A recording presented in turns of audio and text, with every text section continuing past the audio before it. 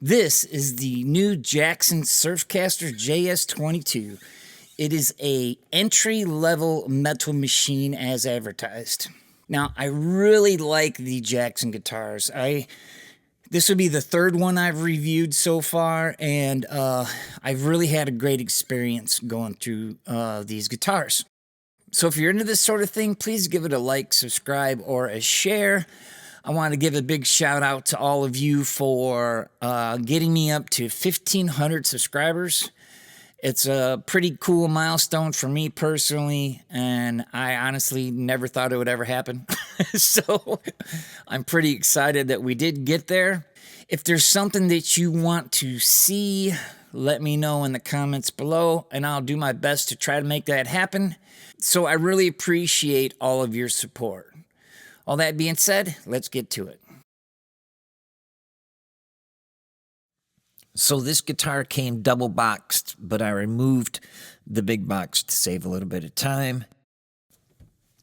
So I wanted to show you what it looked like inside the box. And, you know, as you can see, it's packed well. It's got a lot of cardboard and padding and different things like that. So it's not moving around in there or anything like that. And so obviously, let's take a look at the warranty card really quick. I really like that Jackson puts in the specs for setup and all that.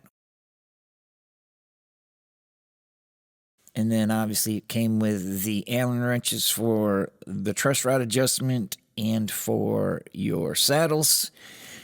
And they really took great care in wrapping that headstock.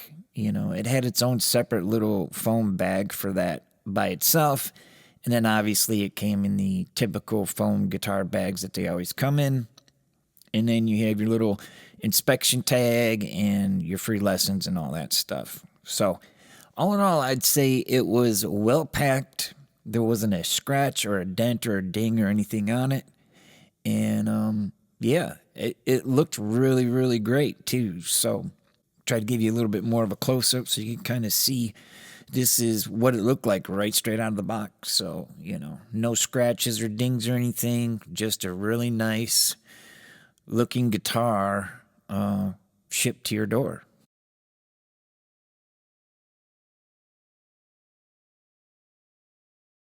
So I have to say the setup out of the box was pretty good. The nut was cut well, and the guitar was intonated and all that. So that was better than what I've seen on a lot of these budget guitars. But I'll go through every component with you through this guitar, and we'll start at the tuners and just sort of work our way down through the rest of the components. That way we can really see what's under the hood. So we have non-locking die-cast tuners, which are fine. I mean, there's no slippage in the gears or anything. It's got the cool Jackson logo on the back there. They feel very stout and comfortable. This is a plastic nut and a amaranth fingerboard. The frets could use a little bit of a polishing, and the fingerboard seemed to be a tad dry, but, you know, that's easily fixable. There were 0 fret sprouts. There was no sharp edges or anything on that at all. And all the frets were level. Everything was good there. Everything was seated really well. And I didn't find any issues with that whatsoever. The fret ends were nice, and everything was well with all that. It just needed a little bit of attention to detail is really all it was. This is a 12 to 16 inch compound radius fingerboard, which is usually not offered on a guitar at this price point. So I think that's pretty awesome. Some of the measurements are 43.15 millimeters for the nut. And then you have the width at the 12th fret, 52.13 millimeters. And then the thickness of the neck at the 1st fret is 20.08 millimeters. And the thickness of the neck at the 12th fret is 21.42 millimeters. So let's take a look at the actual neck profile. You can see here it's a thinner profile, which allows for a faster playing, which makes sense for what this guitar is built for. You can see it's more of a D shape, where it's a little flatter on the rounded part there. And this just makes for a comfortable, very fast neck. So everything was great there. The carve was good, and I really like the feel of this guitar. So let's take a look at the pickup routes. Now, you don't need shielding. They're humbuckers, so you don't have to deal with any of that. But there was some grime in there, like this really fine powdery sawdust, which to me, it reminds me of it being built in a shop that doesn't have proper ventilation. And so this stuff is in the air, and I think that might be more along the lines of what it is. Same thing with the bridge pickup. If you guys can see that, it's just this real fine powder, but it cleans right up. I got rid of it, and you know, it was no problem, but it was in there, and you know, it wasn't as clean as I was hoping it'd be. Let's take a look at this bridge. Now, instead of scraping off the black paint, they added a little bit of shielding paint on there to help with the ground. But I just went ahead and did it the old-fashioned way, and you know, made a little spot for the bare metal to touch the bridge, and that way I know for a fact that there's not going to be any issues there.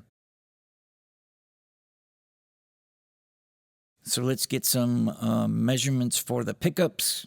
We have 14.8K on the bridge, 5.1K for the two pickups together, and then the neck pickup is 7.6K. Now, the electronics cavity is pretty bad. The shielding paint is pretty much non-existent. Like, this isn't going to work for anything, you know, just slathered in there. And the whole point of a Faraday cage is to make a cage with it, and that is not it. It has mini pots for the tone and volume, and a circuit board three-way switch, which is typical for these cheaper guitars, so there's no surprise there. And yeah, that's probably one of the worst things I saw about this guitar, was that the shielding was non-existent pretty much. So the body cut, it's poplar, and it was cut fine. Like, there's no issues there. The poly was really good. All that was fine. It has the through body, so you got the string ferrules in the back too. And as far as that goes, everything was really good there. It looked great. And the neck pocket was nice and tight. Everything was fine there. Here's a little bit of the side profile so you can kind of see what the edges and everything look like. All that stuff was fine. Like I said before, the setup was good, but obviously whenever I get a new guitar or anything like that, I always set it up no matter what. So I always go through the process of setting things up and doing that. For a budget guitar, this has a lot of really cool things, but, you know, obviously it's a budget guitar, so there's going to be some things to get overlooked. I have not found one budget guitar that has good shielding in it, so that's one thing.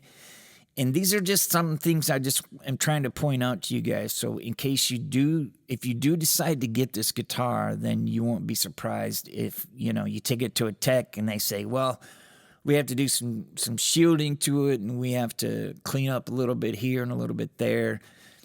So really, with just a minimal fret dressing, treating the fretboard, cleaning up all the crap out of the pickup cavities, and shielding it. You know, those were the main things that I found that definitely needed some work. Let's take a listen to this thing and see what it sounds like. So I'm running through my Synergy desktop preamp with the Tone King module. I'm also using the Cab Zeus Cab Sim and some pedals. I have a Tumnus and a Roxy, which is Wampler's version of a Tube Screamer, and a Klon. And honestly, I didn't do much with the tweaking as far as all this goes. I wanted to just kind of plug it in and see what we got. So we're going to start with the clean channel and the neck pickup, and we'll take it from there.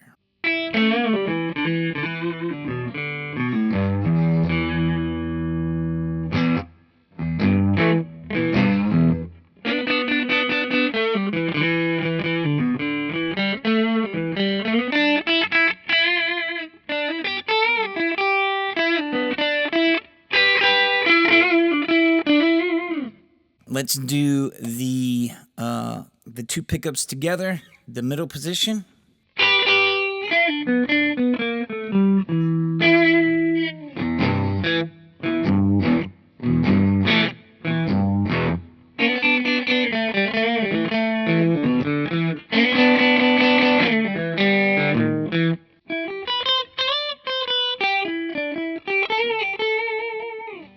And then the bridge pickup, and here we go.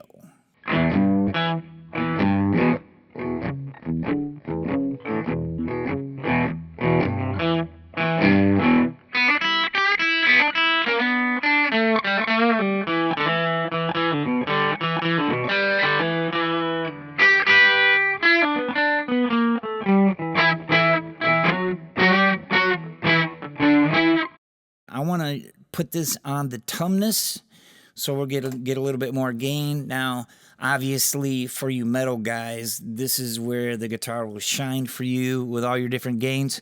But I'm just going to use a simple Klon clone, and we'll see what we get. We'll start with a neck pickup.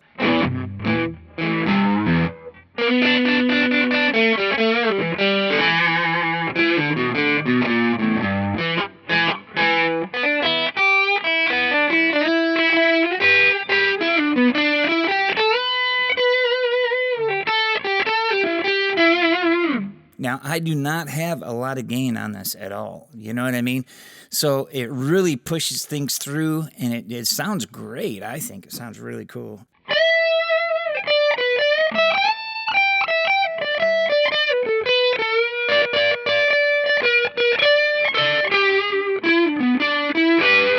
And so we'll do the middle position, the two pickups together.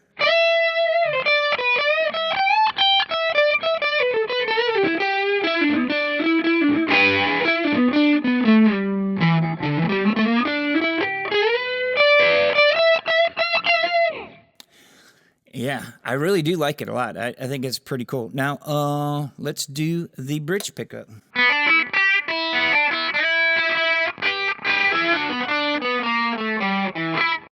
Let's do the Roxy, the Tube Screamer thing, and see how that does. This will be the neck.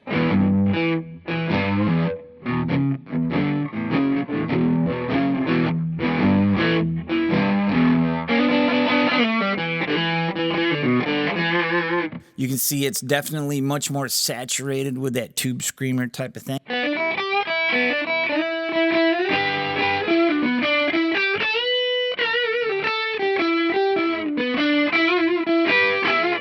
But it still sounds really, really good.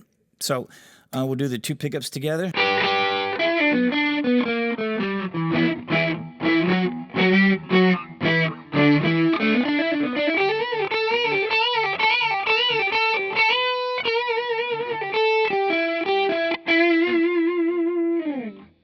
And then here is the bridge pickup.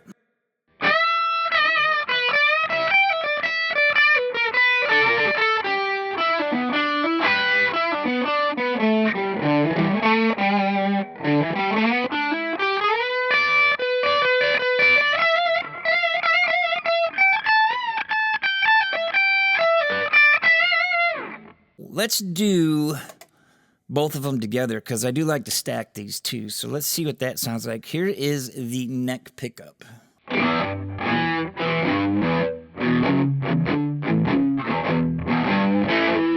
Let's do the two pickups together.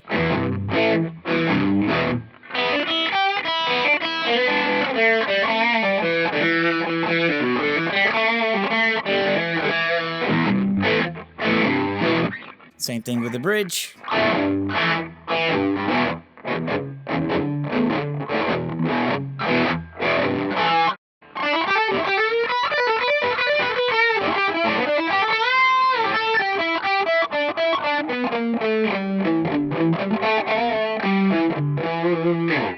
This is what they sound like through my blues rig, and yeah, I like it a lot. I think it's pretty fantastic to be able to take a guitar like this that does have quite a bit hotter pickups and run it through something different than what it's actually designed to do, just to hear what we can come up with. This would be a great guitar to grow into. I do love the fact that it has a compound radius neck. It just makes things feel so much more comfortable, and it's a great little guitar. And for $300, I mean, really, you could do modifications if you wanted to with it over time. You could play it for a year or two. This would be a great guitar if you were getting into your first band. I do like the kind of the offset thing. This would be my second offset guitar I've gotten for the channel so far, and I really do like those too. But you know, as you can see, I don't play heavy metal, and so everything that my rig is designed to do is for like the southern rock, bluesy rock sort of thing. So this is definitely a guitar that I would think about buying if I was getting ready to get into my first band or wanting to step up my guitar from my first guitar or whatever. This would be a great decision to get on that. So this is the Jackson Surfcaster JS22. If you have any questions, comments, or concerns, please leave it down below, and I'll do my best to answer it in a timely manner. And we will see you on the next one. Thank you.